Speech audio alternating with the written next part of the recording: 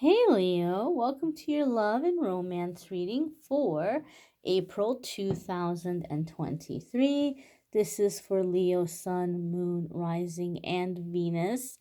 It is a general reading for the collective. We're going to connect. Since it's a general reading for the collective, not every single message is going to resonate, and that's okay. Take what does, leave what doesn't. You might need a private reading.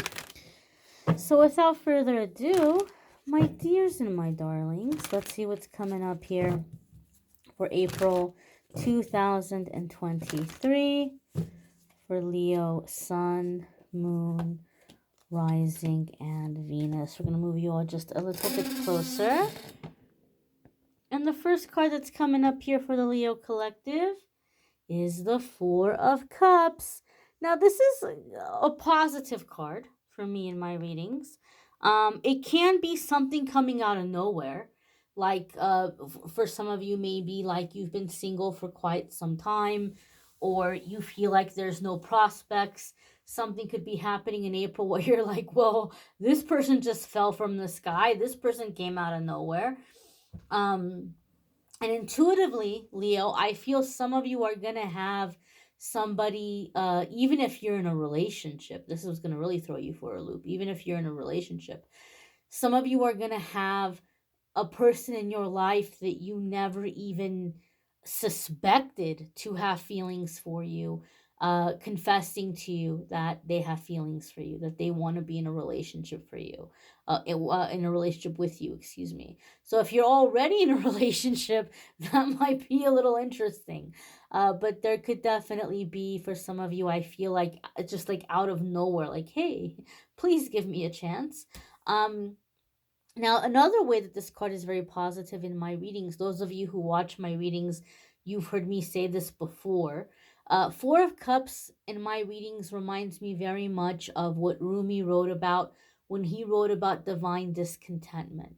You start to look around you and you start to see like the way everybody else is happy, and you're like, they're no better than me. Like, there's nothing about them that makes them more special than I am. I'm a child of God, I'm a child of the universe.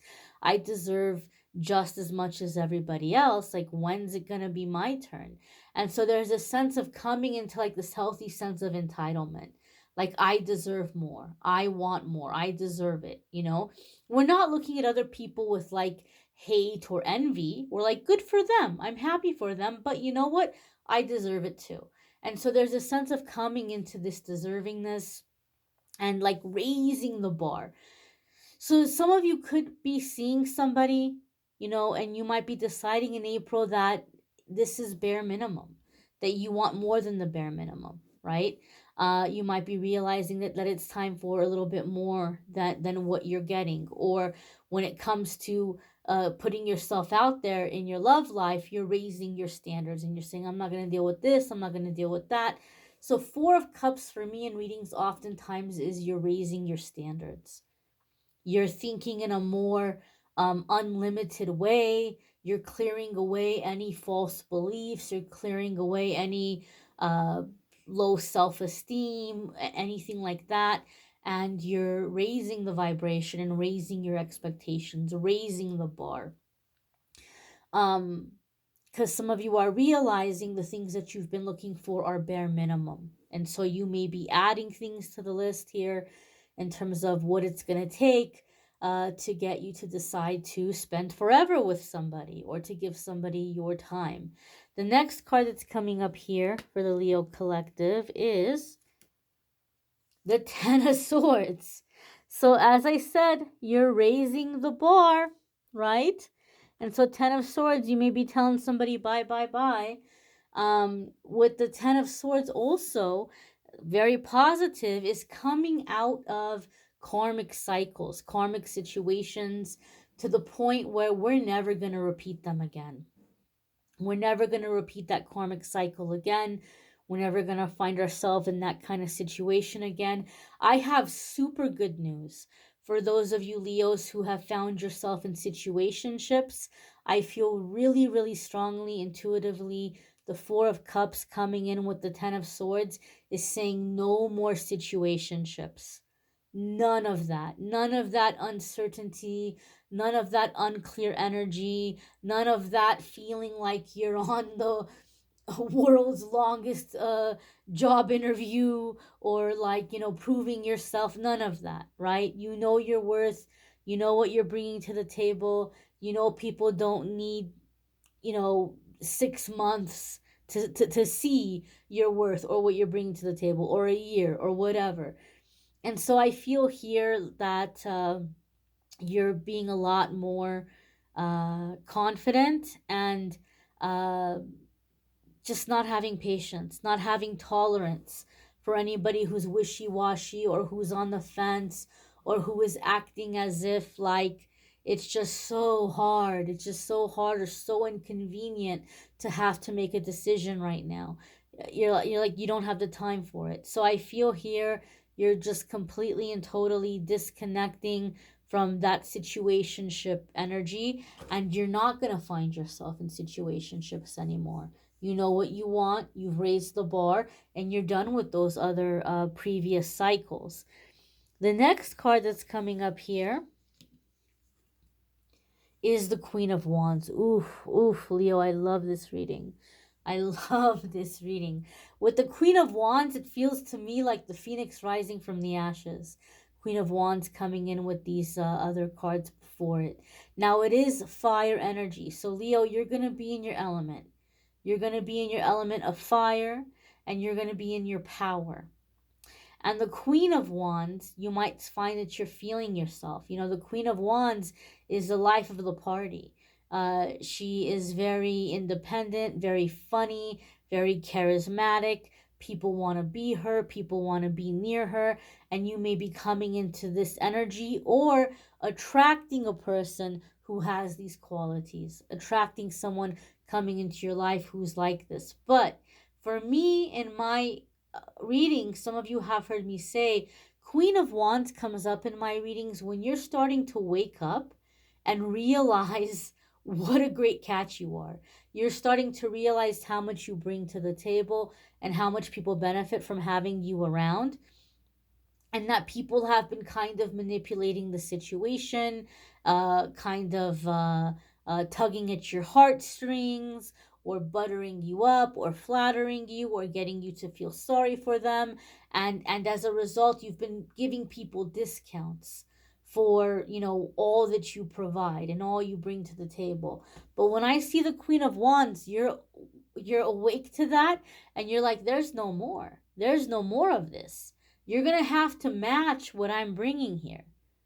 You're going to have to fairly compensate me for what I'm bringing to the situation, for what I'm bringing to the equation. And so we get very fed up, and we get very angry. And that anger propels us, motivates us to reach higher. And because we're so driven, we end up getting the next thing very quickly. We end up getting the higher opportunity, getting what we deserve a lot more quickly. So there could be a big shift, a big upgrade in your love life that happens almost instantaneously here, um, or very quickly, right? Sometimes we decide we're ready to date, and we put ourselves out there, and it's tumbleweeds and crickets, right? Or we'll leave a relationship, and it's just forever until we find the next person. But with this Queen of Wands, this is telling me, those of you who are walking away from something, you're finding the next thing very quickly. In an existing relationship, I feel the Four of Cups, Ten of Swords, and Queen of Wands is very positive, in the sense where maybe you've been in a relationship where it feels like the fire has gone out, and now that fire is coming back because some problem is being permanently solved. Like, you're coming to a permanent solution, you're coming to a permanent understanding, and there's like, you're getting the spark or the chemistry back. Those of you who are in a relationship where you all aren't breaking up, sometimes people will comment, oh, I've been with my partner for 27 years and I just like watching these because they're fun. And so in an existing relationship, maybe there's just been a time of discontentment, dissatisfaction, lackluster, lack of passion. But the Four of Cups, Ten of Swords, and the Queen of Wands give me a sense like that time is over, that period is over, and now there's the time of that fire coming back, that spiciness coming back. The next card that's coming up here for the collective, is the Hierophant. So some of you could be dealing with a Taurus, Sun, Moon, Rising, or Venus. If you have Taurus placements, there could be big changes or big shifts happening for you in those houses or areas of your life that is opening up the doors to love here. Now, Hierophant can also be marriage, commitment, okay? And so you're finding yourself aligned with someone that has the same principles, morals, values, ethics. And so this is the kind of relationship where we can actually make this last. We can actually have like a life partner situation, a life partner relationship. Some of you have been struggling with love life because of commitment issues. And commitment issues come in two ways. For some people, commitment issue is we are so afraid of getting hurt that we are so scared to let anybody in. So anytime we let anybody in, it's like we're taking a really big chance, we're taking a really big risk, and we're just, oh my gosh, I hope this person doesn't hurt me. Oh my gosh, I hope this person doesn't hurt me. I'm so scared to trust the wrong person. I'm so scared to let the wrong person in. And we go into things being so scared we're going to get hurt. That's a fear of commitment. The other way fear of commitment happens is we all know the person who's just with a bunch of different people. And sadly, a lot of the times energy attracts energy, like attracts like. So people who have fear of commitment are gonna a lot of the times end up together, which means one person is going into the relationship saying, oh my God, please don't hurt me. I am giving you my heart. I am giving you my loyalty. I'm doing everything I can to show you that I'm a good person, that I would never hurt you. Please don't hurt me. And the other person is afraid to commit and is finding every excuse under the sun to get more time, or to not put a label on things, or to avoid making a decision. And it's hell. Oh my gosh, that combination is hell. But like I said, this Ten of Swords here and this Hierophant, so those of you Leos who've been having that cycle, no more. No more of the fear of commitment. You know you want commitment. You know that you deserve commitment. You know there are people out there who want a good quality person like you, and you're landing it. You're manifesting it. You're not going to be available anymore for people to just benefit from everything that you bring without giving you what you deserve. And so here with this Hierophant, we have a sense of commitment, steady energy, commitment, promises, marriage, life partner. Now the next card is another major arcana card, and that is the Hierophant. And this could be Virgo energy, Sun, Moon, Rising, or Venus. Again, if you have Virgo placements, there could be big changes or big shifts happening for you in those houses or those areas of your life. Some of you could be dealing with a Virgo, Sun, Moon, Rising, or Venus. That might be a very significant soulmate. Now, the Hermit for me in my love readings can come up a lot of the time when you're calling in a very spiritual person. And maybe this is something a lot of you have been putting out there. Like, please bring me somebody with some sense of spirituality. Please give me a person that has an understanding and a respect that there's more to life than what we're currently seeing here in this physical world. There's more to life than just money and physicality. And so some of you are manifesting a spiritual person. And in my readings, the Hermit, a lot of the times is a person that's like a mirror. like you all have been through very similar situations, and you might feel like, wow, we have so much in common. We totally get each other. We totally understand each other. We've had very similar experiences in our upbringing. We've had very similar experiences on our spiritual journeys. And so you see one another in each other. There's a mirror here. Like there's a mirror. And so there's a sense of like this person gets me, this person understands me, I get this person, I understand this person. And maybe this is something what a lot of you have been longing for. You've been longing for someone who is a lot like you. Maybe some of you have even literally said to yourself, oh my gosh, I wish I could find like myself. I wish I could find another me, right? I wish I could find a masculine version of me, or I wish I could find a feminine version of me. Guess what? You're manifesting that. You're calling that into existence, and you're aligning with that person.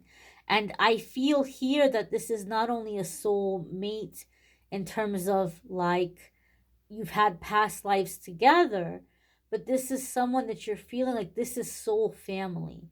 I am with someone who is a member of my soul family. And so there's a sense here of like feeling a sense of family with this person. I feel it's like a spiritual family. I feel spiritual family with this person. And the term that just came to me was equally yoked. And I know that's a term that comes from Christendom, and so some of you don't like to maybe hear those kinds of terms. Some of you do. I can't help that that's the word that Spirit just brought me. I'm not telling people that they have to be Christians, but let me explain the concept of equally yoked. So, like, in more like old fashioned settings, uh, they would use like a bull to plow the earth so they could plant seeds. And so the bull gets hooked up to a yoke so it can pull the cart that's going to dig into the soil, that's going to make the little tunnel or whatever for the seeds, little path. Go ahead and dig that little line to plant the little row to plant seeds.